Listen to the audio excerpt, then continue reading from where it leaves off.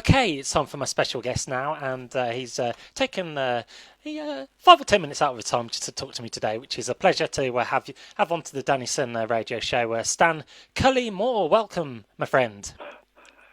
Well, thank you. Hey, I love the way you say my name, Cullimore. I should start saying that when people say, "What's your name?" Stan Cullimore. Well, for the benefit of myself and the listener, how do you actually pronounce your surname?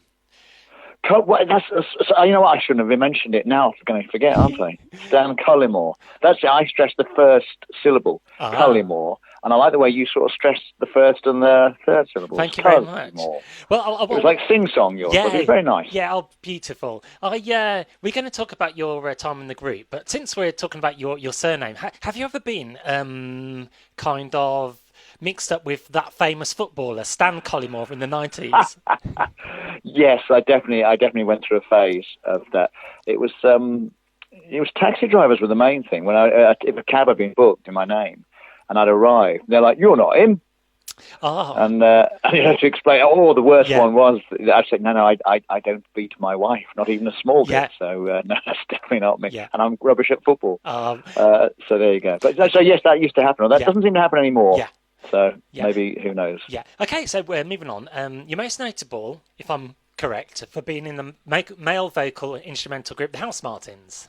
Uh-huh. And you had 8 top 40 hits, which include Happy Hour and Caravan of Love, among others as well. And what was the feeling like when you hit number one with the Caravan of Love? Well, it's most pleasant, to be honest. I'm not going to lie. It was enjoyable. Do you know what? We were staying at someone's house. I remember we were staying at someone's house, and I think I was in the bath, having a bubble bath, and Norman came in with a glass of champagne and said, "Oi, we're number one." And so we were there. It was ridiculous. We were, in the bathroom. We were all sort of having a laugh, drinking champagne in a bath, with bubble bath. Yeah. With it was number one. It's most odd. But there you go. So it's very nice. Yeah, lovely. Yeah, very nice. And of course, Norman Fatboy Slim. He went on to. I think you all kind of went on to other various projects, which we'll touch on very shortly. And I know that Christmas number one, you were kind of vying for that number one spot, but it kind of surprisingly, that Christmas number one was Reet Petite. Well, you were kind of a little bit disappointed you didn't get the Christmas number one that year, or were you just satisfied with being number one for that moment? Do you know what?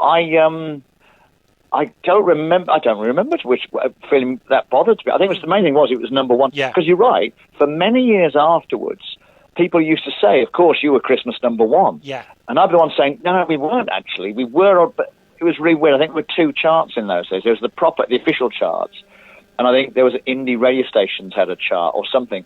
And I think we were the number one on the sort of not the real, the sort of the sideshow chart. Yeah. So officially we were on one, but not on the main one. I gotcha. So for a few years, or years ago, people say, "Of course you were number one, Christmas number one," and then it swapped to people now saying, "Of course you weren't Christmas number one, but you almost were."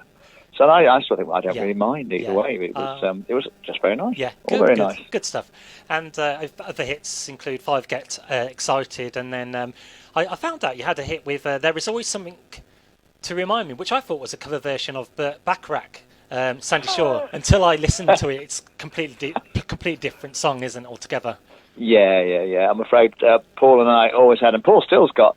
We used to find it amusing to write songs with titles already been taken, which, with hindsight, was a foolish thing to do, but that's what we used to do occasionally. Yeah, true. And you were based in Hull growing up, and has the city of Hull changed from the days you were growing up there? And is the Grafton pub still standing, do you know? Well, before all that, I haven't been up there since all the COVID craziness has kicked off, but the Grafton was going until then. Yeah. And I didn't grow up there. I went to university there. Yeah. I mean, I stayed there for about 12 years and I moved away, but I still got mates who live there. So I still go back and revisit every few months. Yeah. Or I used to. I haven't been up for the last year. But I would say, yes, it has changed, and it's got even more glorious and lovely. Oh, that's lovely. lovely. It's a lovely part of the world. Yeah. It's by the docks as well, the North Sea, if I'm correct, on the east side of the country. That's exactly right. It's halfway up on the east side, just below Newcastle and above Norfolk, basically, if you're being simple. Yeah. And you mentioned university. Did you study mathematics?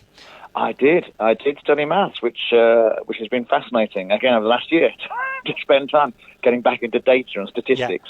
It's been great fun. So yes, I did, loved it. And you even appeared on University Challenge. I did a few years back. Yeah. I forget why. Someone I knew rang me up and said, "We're putting a team together. Do you want to be on it?" So I said, "Go on then." And I think we won. I think, did we win or not? No, we didn't. No, we didn't win. We got to the finals. Yeah. And then we didn't win in the final, so we were whatever the runner-up is. Yeah. That's it. Well, that's not too bad then. But you see, again, it's like the Christmas number one. I've never been that bothered too much about the prize. Yeah. I do like taking part. Yeah. I love the taking part. That's the fun. Just the spirit. That's the best thing, really, at the end of the day, being a good sport. Yeah. And you did say, Norman, do you still keep in touch with your fellow Housemartins? Yeah. Again, we used to catch up more. In the last year or two, it's been more just social media stuff. Yeah. You just chit-chat online. We haven't really rung or met. We haven't met face-to-face, obviously, for ages. Yeah. But yeah. Until recently we did. And I said now it's just really, photographs and social media stuff. Oh, how cool. And Housemartins, that's a bird, isn't it? I looked at a picture of a Housemartin. They're quite graceful creatures. They are very... Well, I was a bird watcher when I was a kid, and I'm still a bird watcher now. So, yes, they're very sweet Housemartins. Like swifts, only sort of a mixture of a swift and a swallow. Yeah. Very nice creatures. Good. And you also become a children's author writer. Was that kind of by default, or was that something you always wanted to do, be creative? It's something I always wanted to do. Literally, when I was a kid, I remember I had a list of things I wanted to be. Pop star, father, children's writer, children's telly. And I've done those. So I literally sort of went to the list, basically, and did all the things I wanted to do. Yeah. So you're an all-rounder, really. Yes, I would say I'm either a Renaissance man or I'm a jack of all trades. So I'm no good at. I can do everything, but I'm not very good at any of them. That's my thing. Great. And finally, what do you like to do here and now as pastimes? And I notice you're quite. You have a presence on the canals barges.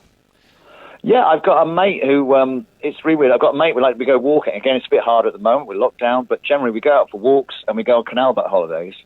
I've got a couple of dogs. He's got a dog. And we go on holiday together, and he likes making films, so we make films, which he puts on my YouTube channel, Stan's Happy Hour, if anyone's interested.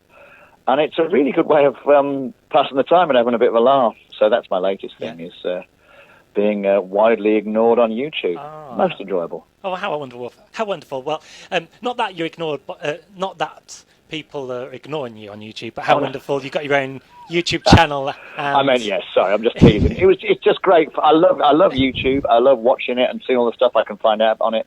And so it's nice to sort of join in a little bit. Yeah, it's nice to just have your own little following as well, rather than people on YouTube. They just want loads of followers, but if you just kind of use it as just for the people and then some others as well, then it works better that way, I believe. Yeah. Well, I went through the phase of thinking, I'll get a YouTube channel with millions of followers. Yeah. And I thought, I can't be bothered with that. I'll just do it for me and my mates, really. Yeah, great. So, anyone else who wants to come along. Yeah. And speaking of YouTube, are you happy to put this great interview onto my YouTube Hall of Fame channel? Yeah. Please do. What's it called? Yeah, it's a DJ Danson Hall of Fame YouTube channel. Oh, I shall look that up. Yes, and be a pleasure to induct you into the Hall of Fame. Well, that's very kind of you. Very kind. Well, Stan Cullimore, band member from the Housemartins and author, canal enthusiasts, and basically all-rounder and top man. Thank you for joining me, Dennison, on his radio show. Thank you for having me, Danny. It's been my pleasure. Wonderful. Thank you very much.